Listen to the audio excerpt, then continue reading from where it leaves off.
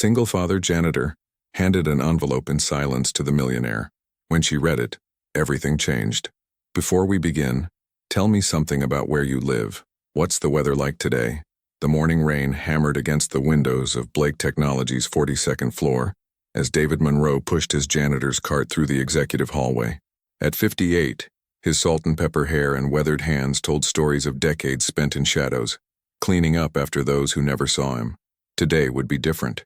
Aurora Blake, 39 and untouchable, sat behind her mahogany desk reviewing quarterly projections. CEO for 8 years, she'd built walls higher than this skyscraper, each brick mortared with ambition and sealed with the promise that no one would ever hurt her again. Her designer suit cost more than David made in 3 months. He entered her office at exactly 6:47 a.m., as he had every weekday for 11 years. But instead of emptying the trash and wiping down surfaces in practiced silence, David reached into his cart and pulled out a plain manila envelope. His hands, usually so steady, trembled slightly as he placed it on the center of her desk. Aurora looked up, steel gray eyes narrowing. "What's this?" Her voice could freeze July. David said nothing. He simply nodded once and turned to leave. "I asked you a question." The CEO's tone sharpened to a blade's edge. He paused at the door, not turning back. "Sometimes the most important messages come from where we least expect them, Ms. Blake." His voice was gentle, almost paternal. Then he was gone, leaving Aurora staring at the envelope as if it might bite. She almost threw it away. Aurora Blake didn't have time for games or mysterious packages from the help, but something, curiosity maybe, or the strange sadness in the old man's eyes, made her reach for it. Inside, a single sheet of paper, 3 handwritten lines in careful script. "Your mother didn't abandon you at St. Mary's Hospital on December 15, 1985. She died in room 347, holding your hand until her last breath. The truth has been waiting 39 years to find you." The paper slipped from Aurora's fingers. The office walls seemed to close in, her perfectly controlled world tilted on its axis. Everything she believed about herself, every story she'd built her life upon, crumbled in 3 sentences. She grabbed her phone to call security, to demand David Monroe be brought back immediately. But her fingers wouldn't dial, because deep in her chest, beneath the ice and armor, something whispered that the janitor's words were true. Aurora Blake, who hadn't cried since she was 7 years old in foster care, felt moisture gather in her eyes. And somewhere in the building below, David Monroe cleaned windows and waited, knowing the hardest part was just beginning. "Margaret, cancel my meetings." Aurora's voice cracked over the intercom. Her assistant of 5 years had never heard that sound before. "All of them, Ms. Blake? You have the Tokyo merger at—" "All of them." Aurora stared at the paper, reading those 3 lines until they burned into her retinas. St. Mary's Hospital, December 15th, 1985, room 347. Her earliest memory was a cold waiting room, a social worker's pitying smile, and the words that shaped her life. "Your mother left you here, she's not coming back." She'd built an empire on that abandonment. Every hostile takeover, every crushed competitor, every relationship kept at arm's length, all of it armor against being left again. Now a janitor had slipped a knife between the plates. By noon, Aurora found herself in the basement maintenance office, a place she'd never imagined entering. David sat at a scarred metal desk, eating a brown bag lunch. He looked up without surprise. "How?" The word came out strangled. "How could you possibly know this?" David set down his sandwich. "Would you like to sit?" He gestured to a folding chair. "I don't want to sit, I want answers." But her legs betrayed her, and she sank into the chair. "I was there," David said simply. "December 15th, 1985. I was a young orderly at St. Mary's, working the night shift to pay for community college. Room 347 was on my rounds." Aurora's hands clenched in her lap. "You're lying. Your mother's name was Sarah Chen, 22 years old. She'd been fighting leukemia for 3 years. That night she knew she was losing." David's eyes grew distant. "She made me promise to watch over you, made me swear you'd know you were loved." "Then why—" Aurora's voice broke completely. "Why did they tell me she abandoned me?" "Hospital politics, administrative convenience. It was easier to process you as abandoned than to deal with the paperwork of a dying mother with no family." David's jaw tightened. "I tried to fight it. A 20-year-old orderly against hospital administration. I lost. So you've known who I was all this time?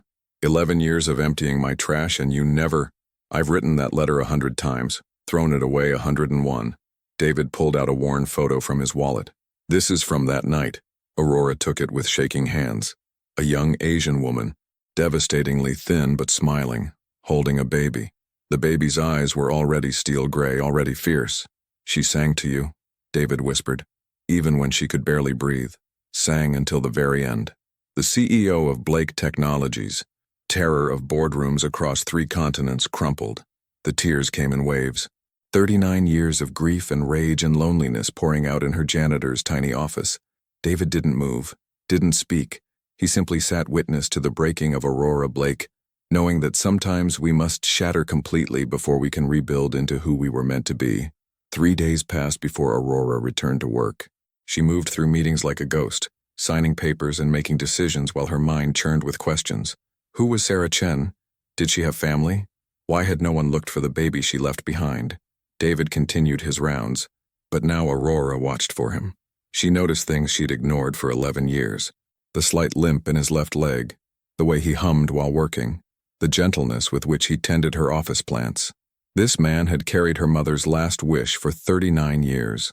On Thursday evening, she found him on the roof garden, watering the executive floor's prized orchids. The city sparkled below them, a constellation of ambitions and dreams. Tell me about her. Aurora's voice carried on the wind. David didn't turn. She was studying to be a teacher, elementary school, said children deserved someone who believed in them. He moved to the next plant. The cancer took that dream, but not her spirit. Never her spirit. Did she say anything else about my father? Only that he was gone before she knew she was sick. She never blamed him. David finally faced her. She used to say you'd inherited his determination and her heart. Prayed you'd find a way to use both. Aurora laughed bitterly. Her heart? I haven't used my heart in 30 years. Haven't you? David challenged gently. The scholarship program you fund anonymously? The foster care reform bill you lobbied for? The way you promote single mothers in your company? How do you… Aurora stopped. Of course he knew. Janitors were invisible. They heard everything. Your mother would be proud, David said. Even if you've forgotten how to be proud of yourself. They stood in silence, watching the sun sink behind the skyline. Finally, Aurora asked the question haunting her. Why didn't you tell me sooner? David's shoulders sagged. Fear. Cowardice. What if you didn't believe me? What if knowing hurt more than not knowing? He met her eyes. But watching you these years, so alone, so angry, I realized my silence was another abandonment. Sarah asked me to make sure you knew love. I failed her. Failed you. You're here now, Aurora said quietly. Too little, too late. Maybe. Aurora surprised herself by touching his arm. Or maybe some truths wait for the exact moment we're ready to hear them. David's eyes misted. In them, Aurora saw not just the young orderly who'd witnessed her beginning, but a man who'd carried guilt and purpose for decades. There's more, he said. About your mother. About that night, but not tonight. Aurora squeezed his arm. Tonight, just thank you for keeping your promise, even if it took 39 years. As she walked away, David called out. She loved jasmine tea every morning, said it reminded her of possibility. Aurora paused at the garden door. Tomorrow, she decided, she'd try jasmine tea. It was a small thing, but perhaps that's how we rebuild. One small truth, one small choice, one small connection at a time. The executive break room had never seen Aurora Blake make her own tea. Margaret nearly dropped her coffee when the CEO entered at 6:30 a.m., examining boxes of tea like archaeological artifacts. Left cabinet, top shelf. David's voice came from behind. He held out a small tin. Jasmine Phoenix pearls. Same variety St. Mary's carried in their cafeteria. Aurora took the tin, their fingers brushing. You remember the brand? I remember everything about that night. He showed her the proper way to steep the delicate pearls. Your mother said tea was meditation, a moment to breathe before facing the world. The first sip transported Aurora somewhere else. Not quite memory, but an echo of comfort she'd never known she'd lost. They stood in companionable silence until Margaret fled, undoubtedly to spread gossip about the CEO taking tea with the janitor. I hired a private investigator, Aurora admitted, to look into Sarah Chen. David's face clouded. What did you find? Nothing. It's like she didn't exist before the hospital. Aurora studied him. But you knew that already. Sarah was careful about her past. Said some stones were better left unturned. David chose his words carefully. She was protecting you. From what? Before he could answer, Aurora's phone erupted. The Tokyo deal was falling apart. In minutes, she transformed back into the corporate warrior, barking orders and making threats. David quietly cleaned around her storm. But that evening, she found a note on her desk. Your mother faced dragons too. She just never let them win. D. Over the following days, a pattern emerged. Morning tea became their ritual. 15 minutes before the world intruded. David shared fragments. Sarah's love of rain, her ability to find joy in small things, her fierce protectiveness even as cancer consumed her. She made me read to you, he said one morning. Poetry mostly. Said words would matter to you someday. What kind of poetry? Maya Angelou was her favorite. Still I rise. She'd whisper it like a prayer. Aurora had built her empire on different words. Contracts, threats, carefully weaponized legalese. But now she found herself Googling Angelo late at night, reading verses that felt like messages from a ghost. The shift was subtle but seismic. In board meetings, she caught herself wondering what Sarah would think. When crushing a competitor felt too easy, she remembered. Some stones better left unturned. Her executives noticed the change. Aurora Blake was still formidable, but something had softened her edges. I'm losing my edge, she confided to David one morning. Yesterday, I actually asked Thompson how his daughter's recital went. Terrible, David deadpanned. Next, you'll be remembering birthdays. She laughed, really laughed, for the first time in years. God forbid. But the questions persisted. Who was Sarah Chen before she was a dying mother? What dragons had she faced? And why did David's eyes go dark whenever Aurora pushed for answers? When you're ready, he said, I'll tell you everything. But Aurora, he used her first name rarely, like a father would. Some truths change everything. Be sure you want that change. Looking at her reflection in the tea, her mother's tea, Aurora realized she was already changing. The question was whether she was brave enough to know why. Ms. Blake, there's a situation. Margaret's voice through the intercom carried unusual tension. Security has detained someone claiming to be your relative. Aurora's blood chilled. In 39 years, no one had ever claimed her. Bring them up. The woman who entered looked like Aurora might in 10 years. Same steel-gray eyes, same sharp cheekbones, but worn down by harder living. She clutched a battered envelope. My name is Linda Chen, the woman said. Sarah was my sister. The world tilted again. Aurora gripped her desk. That's impossible. The investigators found no family. Because I didn't want to be found. Linda's laugh was bitter. But when I saw your picture in Forbes last month, God, you look just like her. Aurora's security chief hovered, ready to remove this intruder. But Aurora waved him off. Leave us. When alone, Linda pulled out photographs. Sarah, young and vibrant. Sarah with another girl. Linda. Sarah pregnant, glowing despite the illness already taking hold. Why now? Aurora's voice could have cut glass. Where were you when she was dying? When I was thrown into foster care? Running. Linda met her glare steadily. From the same thing Sarah was protecting you from. Our father. My grandfather. Richard Chen wasn't just any monster. He was a connected monster. Real estate empire built on blood and threats. Linda's hands shook. Sarah testified against him when she was 18. Put him away for 20 years. But his reach was long even from prison. Aurora's mind raced. She was hiding. We both were. Different cities, different names. But when Sarah got sick, Linda's voice broke. She refused to contact me. Said it would put me in danger, said it would put you in danger. So she died alone. No. David's voice from the doorway made both women jump. Aurora hadn't heard him enter. She died with love, I made sure of that. Linda studied him. You're the orderly. She wrote about you in her journal. You have her journal? Aurora leapt up. Linda pulled a small, water-stained notebook from her envelope. I've carried it for 39 years. Too scared to find you. Too guilty to throw it away. Aurora took it like a holy relic. Her mother's handwriting. Pages of hopes and fears and love for a daughter she'd barely hold. December 10th, Aurora read aloud. Aurora kicked all night. I tell her we're fighters, she and I. That Chen women bend but don't break. I tell her about the janitor who brings me tea and promises to remember her story. I tell her that love isn't always about staying. Sometimes it's about letting go. The three stood in silence, bound by a woman 39 years dead. Richard died in prison 5 years ago, Linda finally said. His empire crumbled. You're safe now. We're all safe. Then why? Because I'm a coward. Linda's tears flowed freely. Because facing you meant facing how I failed Sarah, failed you, but seeing your success, knowing you survived, maybe that's Sarah's real victory. Aurora looked between this broken aunt and the faithful janitor, two people who'd carried her mother's secret for decades. Her perfectly ordered life was dissolving, replaced by something messier but more real. There's going to be a storm, she said quietly. When this comes out, the media loves a riches to riches story with a dark past. Then weather it, David said simply.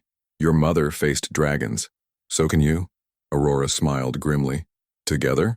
Linda reached out tentatively. Aurora took her hand. Together, David agreed. Sarah would want that. Family isn't always about blood. Sometimes it's about who shows up. As Linda left with promises to return, Aurora realized her fortress was crumbling. But maybe, just maybe, what would rise from the ruins would be worth the pain of demolition. The Forbes interview was supposed to be routine, a puff piece about women in tech. But sitting across from journalist Marcus Webb, Aurora felt the weight of untold truth. You've built an incredible empire, Webb said. Yet you're famously private about your background. Care to share? Aurora's prepared lies waited on her tongue. Orphaned young, worked hard, American dream. But David's words echoed. Sometimes we must shatter completely before we can rebuild. I was born in St. Mary's Hospital to a woman dying of leukemia, Aurora heard herself say. I spent 39 years believing she abandoned me. Last week I learned the truth. Webb's pen stopped moving. Ms. Blake, my mother was in hiding from a crime family. She died holding me, singing until her last breath. Aurora's voice steadied. A janitor in my building witnessed it all. He's cleaned my office for 11 years, carrying her last wish, that I know I was loved. This is, are you saying? I'm saying that Aurora Blake, terror of Silicon Valley, was built on a lie. And it's time for truth. The interview went viral within hours. By evening, her board was in chaos, stock prices fluctuating, and her phone wouldn't stop ringing. Aurora sat in her office, watching the city lights when David appeared with tea. That was brave, he said simply. That was insane. I just destroyed my mystique. My power came from being untouchable. No, David set down the cup. Your power came from pain. But strength? That comes from truth. The board wants me to do damage control. Retract. Say I was misquoted. Will you? Aurora laughed. No, I'm tired of fortresses, even if they're crumbling. David smiled, the proud smile of a promise finally kept. Your Aunt Linda called. She wants to help with the media storm. Says it's time she stopped hiding, too. Over the next days, Aurora's story became sensation. The tragic mother, the loyal janitor, the crime family connection, media candy. But something unexpected happened. Instead of weakness, people saw strength. Stock prices stabilized. Employees rallied. Even her coldest competitors sent notes of respect. You've made vulnerability your new power play, Thompson said at the emergency board meeting. Brilliant. But Aurora knew better. This wasn't strategy. This was stumbling towards something real. The turning point came when David found her crying in the roof garden. I don't know how to be, she admitted. Without the anger, without the walls. Who is Aurora Blake if she's not defending against abandonment? Maybe, David said gently. She's finally free to find out. He was right. The revelation had shattered her careful construct. But in the ruins, something new stirred. Not softer. Aurora would always have steel in her spine, but warmer, realer. Mom wrote that Chen women bend but don't break, she said. I spent 39 years refusing to bend. Maybe that's why I felt so brittle. And now, Aurora watched the sun set over her empire. Now I learned to bend. That night she did something unprecedented. Invited David and Linda to dinner. Not at a restaurant where she could control the environment, but at her penthouse, her private space. As they shared stories of Sarah over Chinese takeout, her mother's favorite, Linda said, Aurora felt the ghost of possibility, family, connection, love without conditions. The storm wasn't over. There would be more revelations, more adjustments, more crumbling of old facades. But sitting between the aunt who'd found courage and the janitor who'd kept faith, Aurora Blake began to believe that maybe, just maybe, she could rebuild into someone her mother would recognize. Someone who knew that love wasn't always about staying. Sometimes it was about letting go, and sometimes it was about having the courage to let others in. The media storm lasted 3 weeks. Aurora Blake's carefully crafted image, Ice Queen of Silicon Valley, melted under the heat of human interest. But in her penthouse, something else was melting too. "You're staring again," Linda said over breakfast. She'd temporarily moved in to help weather the publicity. "I'm not staring." But Aurora's eyes tracked David as he worked on her terrace garden. He'd offered to tend her private plants, a gesture that felt more intimate than any business deal she'd ever closed. "He's a good man," Linda observed. Sarah saw that, trusted him with everything that mattered. "He's my janitor. He's the keeper of your origin story. That transcends job titles." Linda smiled knowingly. Besides, when has Aurora Blake ever cared about conventional boundaries? That evening, Aurora found herself on the terrace as David pruned her orchids. "You don't have to do this. I have a gardening service." "They overwater," he said simply. "Orchids need attention, not just maintenance." "Like me," Aurora thought, then banished the notion. "David, can I ask you something?" "Always." "In 39 years, did you ever marry? Have a family?" His hand stilled. "I was engaged once. A good woman. But I couldn't explain why I spent every December 15th at a grave of someone she'd never heard of. Couldn't explain the weight I carried." He resumed pruning. "Some promises change the shape of a life. I'm sorry. Don't be. We make choices. I made mine the night your mother asked me to remember you." He glanced at her. "I'd make the same choice again." Aurora felt something shift in her chest, tectonic plates of emotion grinding against logic. "I've been thinking about that night. A 20-year-old kid promising a dying woman to watch over her baby. That's extraordinary, David. It was necessary. You deserved to have someone, even if you didn't know it. But at what cost? The right cost." His voice carried no regret. "Watching you build this empire, seeing your strength, every sacrifice was worth it." Aurora moved closer, studying this man who'd shaped his entire life around a promise. "My therapist says I have attachment issues." David laughed, a warm sound that made her stomach flutter unexpectedly. "You? Never would have guessed. She says I'm transferring maternal attachment to you, that I'm confused about what I feel." "Are you?" Aurora considered. 3 months ago I knew exactly who I was, cold, driven, untouchable. Now, she gestured helplessly, now I drink jasmine tea and cry at Maya Angelou poems and feel things I don't have spreadsheets for. Feelings are messy, David agreed. But they're also real. More real than any fortress you've built. They stood close now, the city lights painting shadows between them. Aurora could smell his soap. Simple, clean, honest. Everything she'd never allowed herself to want. "This is inappropriate," she whispered. "Probably. You're 19 years older than me. I can count. My board would have a collective aneurysm. Good thing they don't get a vote on your heart, David." But she didn't step back. Couldn't. What would my mother think? He cupped her face gently, his calloused thumb brushing her cheek. "Sarah wanted you to know love, real love, the kind that sees all of you, the scared foster kid, the ruthless CEO, the woman learning to bend, and chooses to stay. Is that what this is? I don't know." His honesty hurt and healed simultaneously. "But I know that for 39 years, you've been my true north, first as a promise, then as a person. Somewhere along the way, duty became something else." Aurora kissed him, not the calculated moves she'd deployed in past relationships, but something raw and uncertain.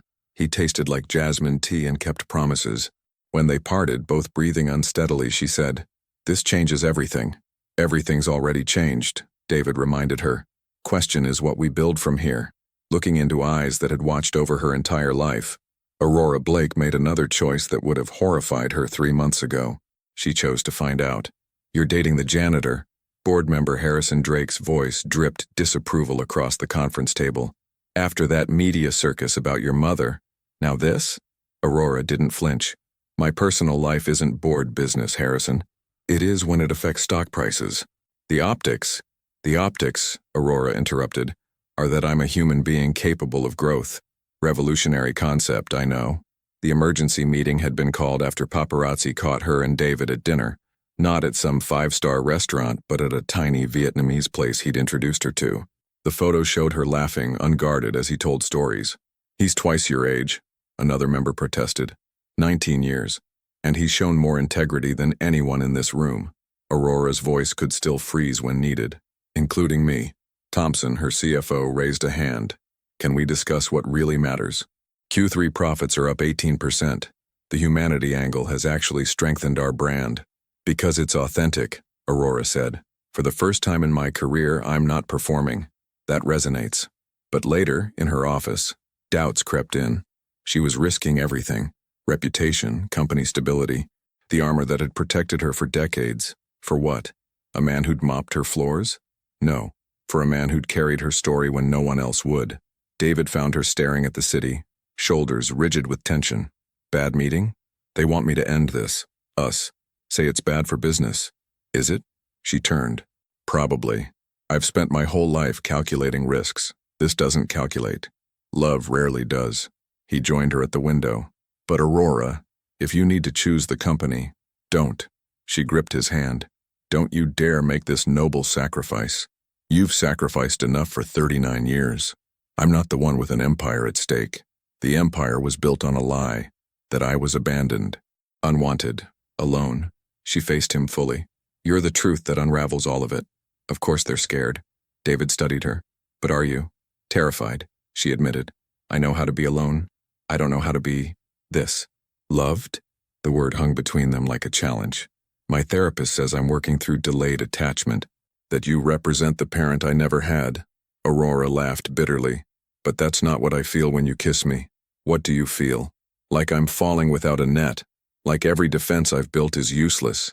She pressed her forehead to his chest. Like maybe that's the point. David held her, this titan of industry who was really just a woman learning to trust. Your mother fell for your father fast, Linda says. Loved hard despite the danger. And look how that ended. With you. He tilted her chin up. She'd say that was worth everything. Over the following weeks, they navigated their unlikely relationship under public scrutiny. Every date was photographed, every gesture analyzed. The janitor and the CEO, modern fairy tale or midlife crisis.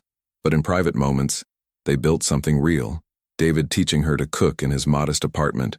Aurora introducing him to opera, watching his wonder at new experiences.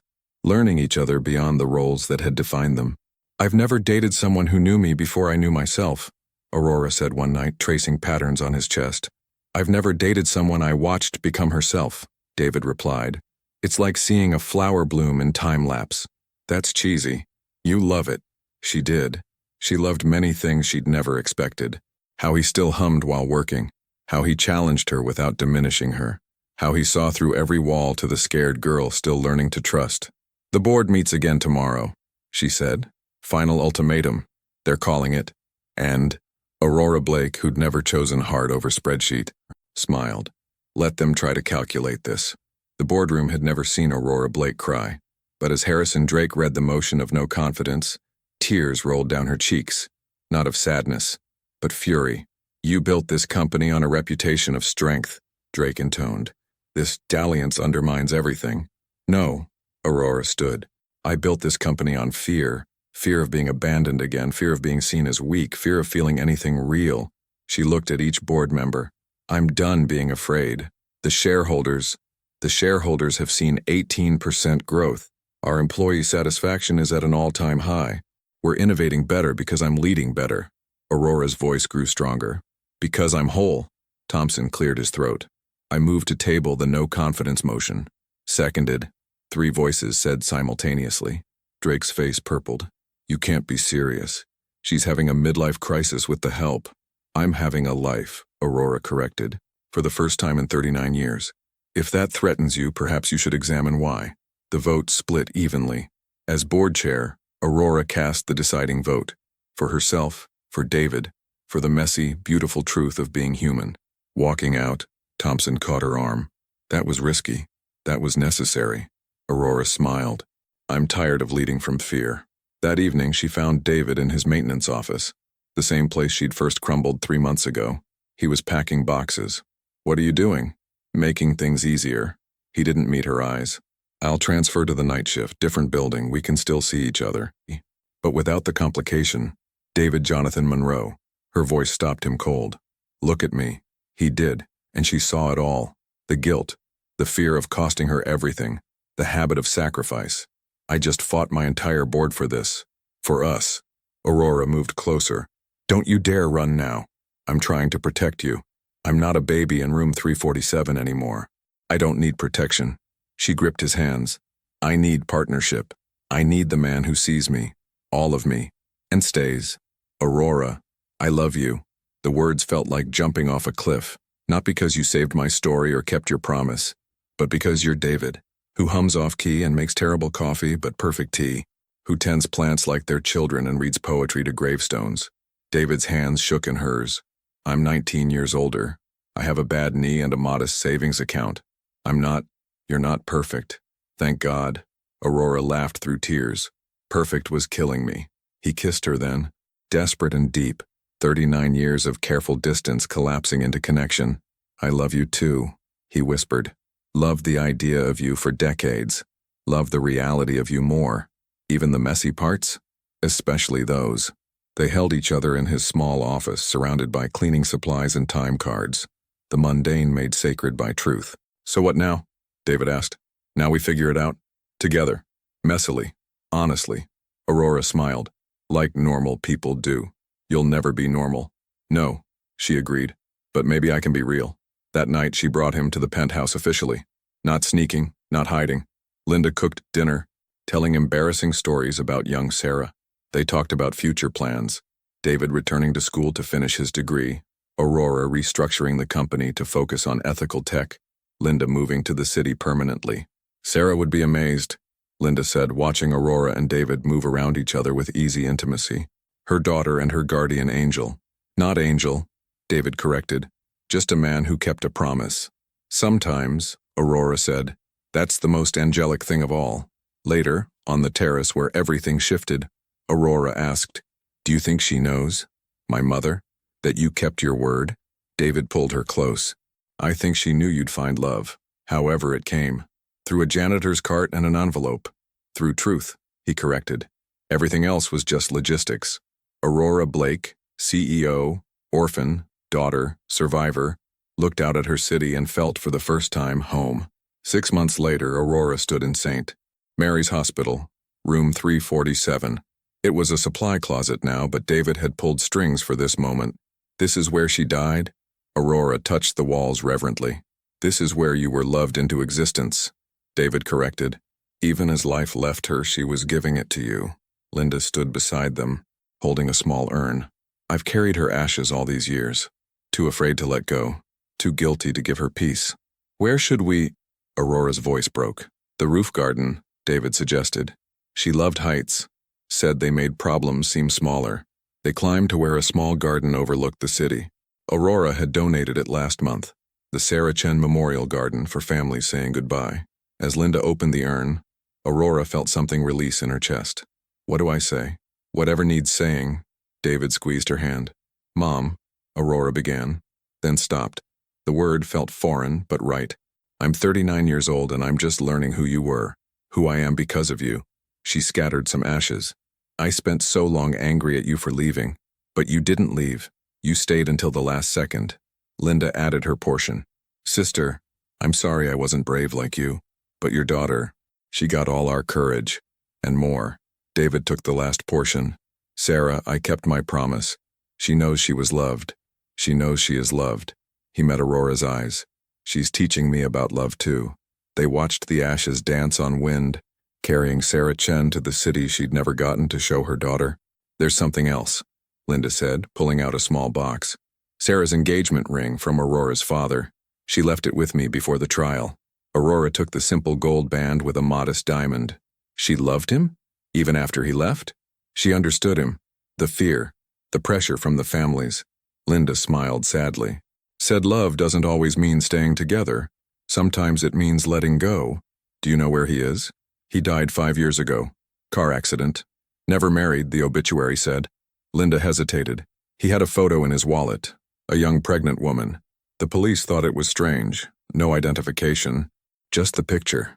Aurora slipped the ring onto her right hand. Another piece of the puzzle that was her origin. That evening, at the company gala she couldn't avoid, Aurora Blake walked in wearing her mother's ring and holding David's hand. The room rippled with whispers, but she'd learned to let people talk. Ms. Blake, a young reporter approached. 6 months ago you revealed the truth about your mother. How has that changed your approach to business? Aurora considered. I've learned that empires built on lies always crumble, but foundations built on truth, however painful, last. She glanced at David. In business and in life, and the criticism about your relationship, love doesn't follow organizational charts. Aurora smiled. Thank God. Later, dancing with David while board members watched in varying stages of acceptance and horror, Aurora felt complete. Not perfect, she'd probably always be too driven, too intense, but real. Regrets? David asked, reading her mood. No, except, she pulled him closer. I wish she could see this. Us. The truth finally told. She can, David said simply, in how you love, in how you lead, in how you've chosen courage over comfort. That's very zen of you. Your mother liked Buddhism, said suffering was just attachment to how we think things should be. And joy? Joy is accepting what is, and building from there.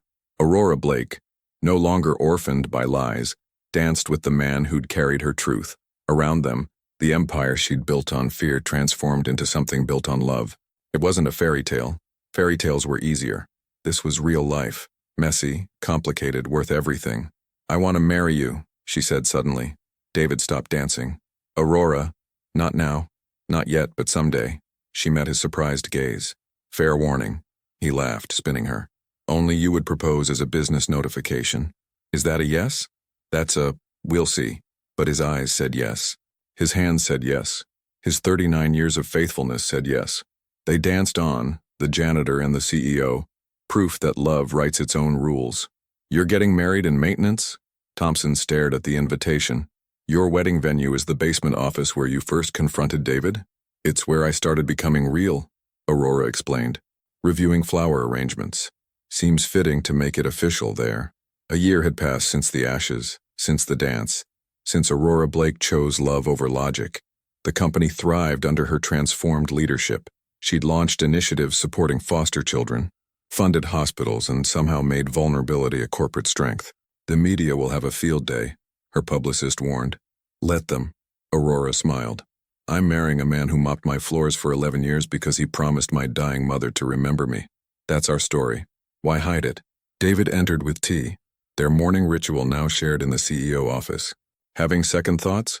Third and fourth thoughts, Aurora admitted. But they all end with yes. He kissed her forehead. Your aunt's here, with something she says you need to see. Linda waited in the conference room, holding an old VHS tape. I found this cleaning out storage from the hospital security footage. I thought you should have it. Aurora's hands trembled. From that night? David pulled strings years ago to save it. Gave it to me when I was ready. Linda's eyes misted. It's your mother, holding you. They watched on the ancient VCR David had procured. Grainy footage of a young woman, devastatingly thin, singing to a baby. No audio, but Aurora could read her lips. You are loved. You are loved. You are loved. That's what she sang, David whispered. For hours. Until the monitors flatlined. Until nurses rushed in. Until a young orderly took the baby as they worked on the mother who was already gone. Aurora watched her origin story. Watched David, barely more than a boy, holding her as staff tried to revive Sarah. Watched him refuse to let go even as they declared time of death. Watched him make a promise to the cooling body of a woman who'd trusted him with everything. Turn it off, Aurora choked out. Aurora. But the last frame caught something beautiful. David talking to baby Aurora, pointing at her mother, making sure the last thing the infant saw was her mother's face. You gave me that, Aurora told him through tears. A final image of love. She gave you that, I just made sure you could see it. Linda hugged them both. Sarah always said Chen women were stronger together. I think she'd be proud of what we've built from her ashes. The wedding was small. Linda, Thompson, a few others who'd become real friends. Aurora wore her mother's ring and a simple dress. David wore the suit she'd bought him, protesting the expense until she reminded him she had money to spare. In the maintenance office, transformed with orchids and candlelight, they exchanged vows they'd written themselves. David, Aurora began, you taught me that love isn't grand gestures. It's small faithfulness. It's keeping promises when no one's watching. It's tending gardens you don't own because beauty matters. Her voice strengthened. You were my guardian angel when I didn't know I needed one. Now I choose you as my partner, my equal, my love. David's eyes shone. Aurora, I spent 39 years watching over you from shadows, but you brought me into the light. You taught me that duty can become love, that promises kept can become futures built. He slipped a band next to her mother's ring. I was Sarah's promise to you. Now I make my own. To love you, challenge you, and remind you daily that you were never abandoned, even when I'm impossible. Aurora laughed through tears, especially then. They kissed as Linda threw rice, an old tradition Sarah had loved. The photographer caught them perfectly. The CEO and her janitor, proof that love levels all hierarchies. So what now, Mrs. Monroe? David asked. She'd kept Blake for business, but added Monroe for life. Now? Aurora grinned. Now we live, messily, honestly, together. That's a big change from 3 years ago. 3 years ago, I was an orphan raised on lies. She took his hand. Today, I'm Sarah Chen's daughter, Linda Chen's niece, and David Monroe's wife. I know exactly who I am. They walked out together, past the executive floors he still cleaned, by choice now, not necessity, past the office where an envelope had changed everything, into a life built on truth, tended like David's orchards, with patience, care, and the absolute certainty that love, like gardens, grows best in light. 5 years after the envelope, Aurora Monroe stood before Blake Technologies' annual shareholder meeting. David sat in the front row, no longer janitor but director of facilities and her husband of 4 years. When I took over this company, Aurora began, I ruled through fear. I was untouchable, unreachable, and ultimately unsustainable. She clicked to a slide showing profit charts. 5 years ago, I learned the truth about my origins. It shattered everything I thought I knew about strength. Murmurs rippled through the audience. But from that shattering came something extraordinary. Vulnerability became our greatest asset. Authenticity, our competitive edge. The charts showed steady growth, employee satisfaction at record highs, innovation metrics through the roof. We proved that companies, like people, thrive when they embrace truth. She clicked again. The screen showed a photo from that night in St. Mary's. Young David holding baby Aurora. This man kept a promise for 39 years. He reminds me daily that faithfulness matters more than facades. That's why Blake Technologies is announcing the Sarah Chen Foundation, supporting children separated from parents by circumstance, not choice. The room erupted in applause, but Aurora wasn't done. There's something else. She touched her stomach gently. David and I are expecting. At 44, I'm becoming a mother. The thing that terrified me most, being responsible for another life, now feels like completing a circle. Linda, in the audience, wiped away tears. The reporter who'd first interviewed Aurora about her mother frantically took notes, but Aurora only had eyes for David, whose face radiated the same protective love he'd shown a baby decades ago. After the meeting, they walked through the building. David still insisted on checking the janitorial staff's work, old habits dying hard. In the CEO office, he arranged fresh orchids while Aurora reviewed foundation proposals. Sarah Chen, she said suddenly. What about her? That's what I want to name her, our daughter. Sarah Linda Monroe. David's hands stilled. You're sure? Mom gave me life against all odds. You gave me truth against all fear. Aurora moved to embrace him. Our daughter should carry both legacies. Sarah would have loved being a grandmother, David mused. Would have spoiled her rotten. Good thing she has Aunt Linda for that. They stood at the window where everything had changed. The city sprawled below. Millions of stories unfolding, connections being made, truths being discovered. Any regrets? David asked. Their old ritual. One, Aurora admitted. I wish I'd had more time with her. With Mom. You have her. David placed his hand over her heart. In how you love. In how you lead. In how you mother. That's very zen of you, Aurora echoed their old joke. I learned from the best. As the sun set over Blake Technologies, painting the sky in shades of possibility, Aurora reflected on the journey, from orphan to CEO to wife to soon-to-be mother, from fortress to family, from lies to love. The envelope, she said suddenly. Do you ever think about what would have happened if you hadn't left it? Every day, David admitted. But then I see who you've become, not despite the truth but because of it. And I know it was right. Even the painful parts? Especially those. Your mother used to say pain was just love with nowhere to go. The truth gave your pain direction. Aurora kissed him, and gave my love a home. 9 months later, in the same hospital where Aurora was born, Sarah Linda Monroe entered the world. She had her mother's steel gray eyes and her father's gentle temperament. Linda held her first, whispering Chen family stories. David sang the same lullabies he'd heard Sarah sing. And Aurora Blake Monroe, CEO, orphan no more, daughter of truth and keeper of promises, held her daughter and whispered, "You are loved. You are loved. You are loved." The circle was complete, but the story, messy, honest, real, was just beginning. In the maintenance office where it all started, a plaque now hung. Great love stories begin with truth, SC. Below it, the original envelope, framed. A reminder that sometimes the most powerful messages come from the most unexpected places. And somewhere, in whatever realm spirits inhabit, Sarah Chen smiled. Her daughter was loved. The promise was kept. The truth had set them all free.